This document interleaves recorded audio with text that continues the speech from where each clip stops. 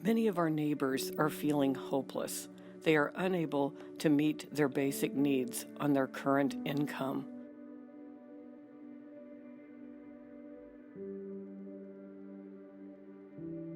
They are weighed down by circumstances beyond their control or by the results of decisions they now regret.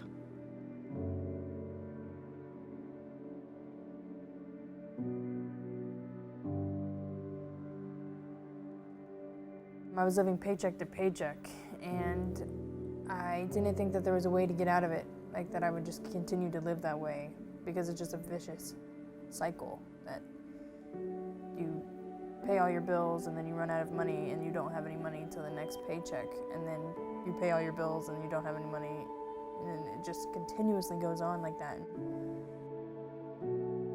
When people who have exited poverty are interviewed, 9 out of 10 say that it was a person who helped them the most.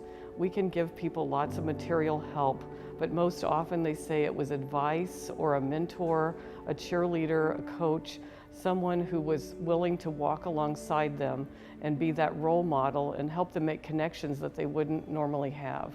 There are circumstances where there are good, hard-working people that just get caught up in a cycle of poverty where they'll get a job, they'll get a place to live, but they've got a car that isn't the greatest. It breaks down, they lose their job, they lose their place to live.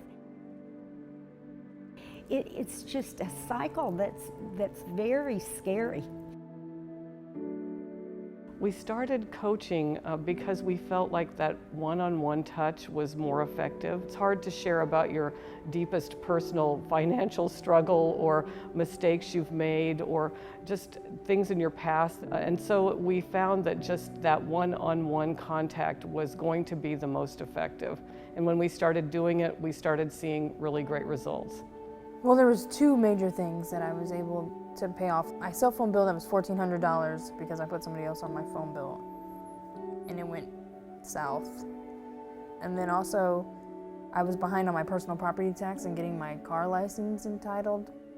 Like you feel like your chest is really tight and that you can't do anything because you're trying so hard to pay all these bills off. But then when you have people that believe in you and that are helping you and pushing you to do it. Yeah, when we first met her, it was very clear that this is something she really wanted to do and was really committed to it. I think she needed encouragement.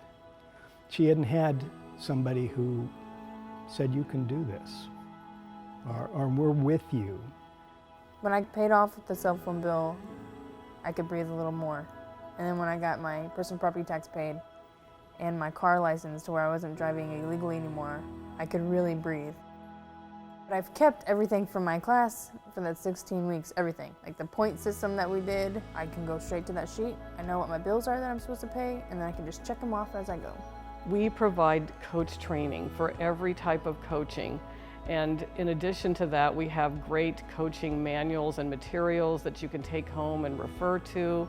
We also have a resource library of the answers to most frequently asked questions by people who come to our office in some type of a crisis or transition situation. So we have loads of information. Since we started training coaches, we've trained over 200 coaches from over 30 local churches, and we can always use more. We have a waiting list right now, often of about 15 people. So in the coaching, you're committing to 16 weeks of interaction on a weekly basis with someone. So with Brittany, we got to know her family, her kids, and not just about her finances, but other things that were going on in her life. It feels good to help somebody and actually see that it is making a difference in their life, that they can have a better life because you helped them, you came alongside them and to help them get out of a bad place. Thorn and Marcella are the best.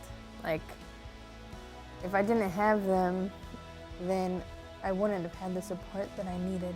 and they were there the whole time, every step of the way.